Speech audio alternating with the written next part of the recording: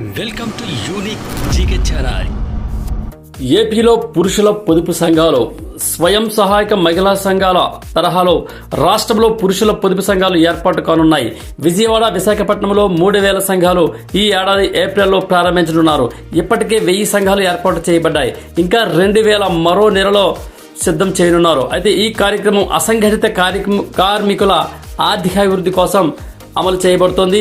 బ్యాంకుల ద్వారా రుణాలు అందించి ఉపాధి అవకాశాలను మెరుగుపరచడం ఈ కార్యక్రమం యొక్క ప్రధాన లక్ష్యం. ఈ పథకం ముఖ్య ఉద్దేశం ఏంటంటే పురుషుల మధ్య పొదుపు అలవాటు పెంచడం, వారిలో ఆర్థిక స్థిరత్వాన్ని, పొదుపు మార్గదర్శకాలను పెంపొందించడమే ప్రధాన లక్ష్యం.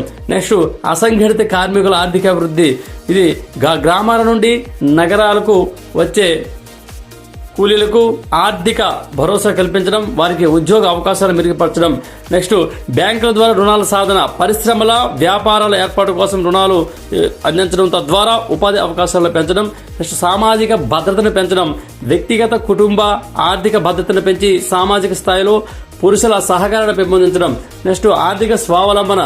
ఈ సంఘాల ద్వారా పురుషుల ఆర్థిక స్వావలంబనను ప్రోత్సహించడం సంఘాలకు మరింత మేలు చేకూర్చడం అవుతుంది.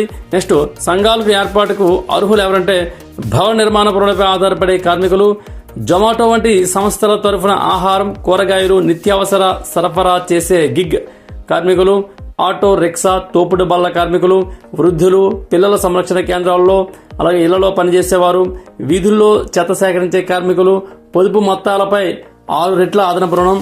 నెక్స్ట్, ఒక్కో సంఘంలో గరిష్టంగా 5 సభ్యులు ఉండాలి. ప్రతి నెల సమావేశమై ఒక్కో సభ్యుడు కనిష్టంగా 100 రూపాయల చొప్పున పొదుపు చేయాలి. 3 నెలల తర్వాత పొదుపు మొత్తం 6 రెట్లు లేదా 1,50,000 రూపాయల రుణాన్ని బ్యాంకుల ద్వారా అందిస్తారు. నెక్స్ట్, రుణం మొత్తాన్ని సభ్యులు తమ వృత్తి, ఉపాధి మెరుగుపరచుకోవడానికి వినియోగించుకోవచ్చు. సభ్యులు సకాలంలో బ్యాంకు రుణం తిరిగి చెల్లించడం ద్వారా అదనపు రుణం కూడా పొందవచ్చు. అయితే ఈ పథకం పురుషుల ఆర్థిక, సామాజిక అభివృద్ధికి కీలక పాత్ర పోషిస్తుంది.